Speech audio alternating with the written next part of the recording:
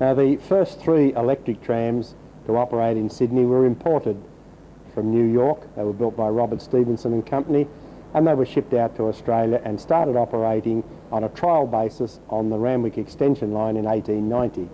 So they operated on this line until 1892, when the whole lot was packed up like a Hornby train set and packed off to the North Sydney system, where they commenced electric operations there in 1893. Now, following the success of these 3 electric cars, it was decided to construct similar vehicles in the colonies, and what we have here is an example of that early type of tramway construction. These little 4-wheel saloon cars, which seated between 22 and 26 passengers, depending upon their particular length. There were a few minor variations in the class.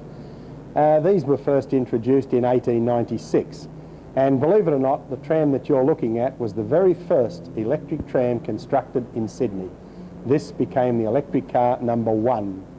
Now, I know you're looking at 290 on the side and saying, how can this be? Well, very simply that in the early days, the cars were all numbered according to what line they ran on and whether they were trailers or motors, and in this case, this was trailer number 1.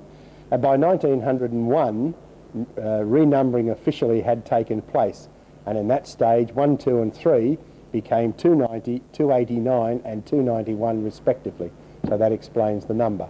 And in 1905 the tram cars were finally given a classification, A, B, C, D, E, F and so on, and that's how these became the C-class tram car.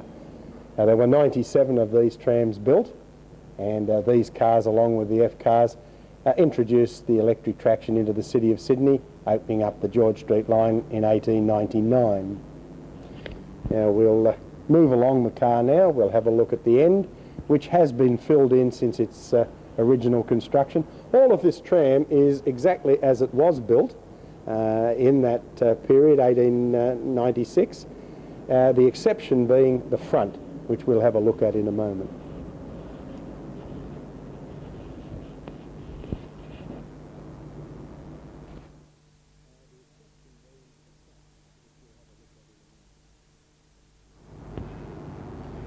Now, prior to the official classification and numbering of the trams between 1901 and 1905, all of these different types of trams were known by various nicknames. We had Robbos, Jumbos, Dreadnoughts, Glass Houses, Jumping Jacks, and of course this became very cumbersome, so hence the necessity to bring in the alphabet A, B, C, D, E.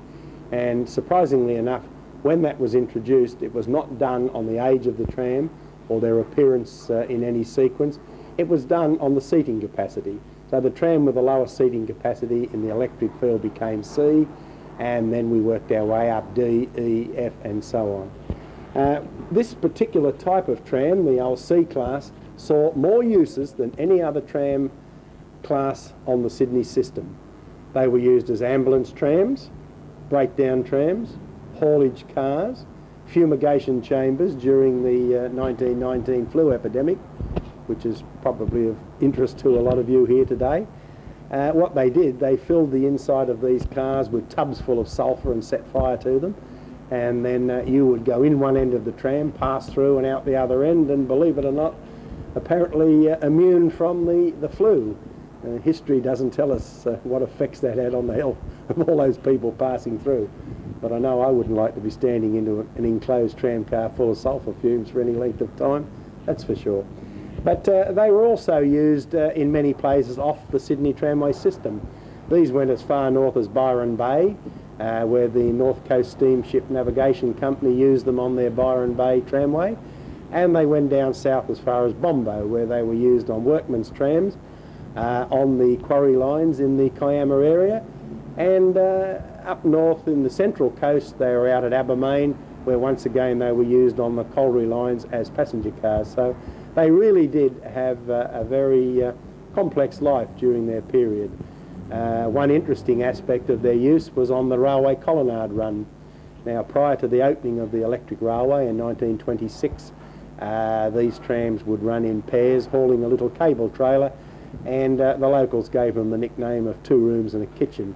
and they worked on the Pitt and Castle Ray Street, Circular Quay Central Railway shuttle service until 1926.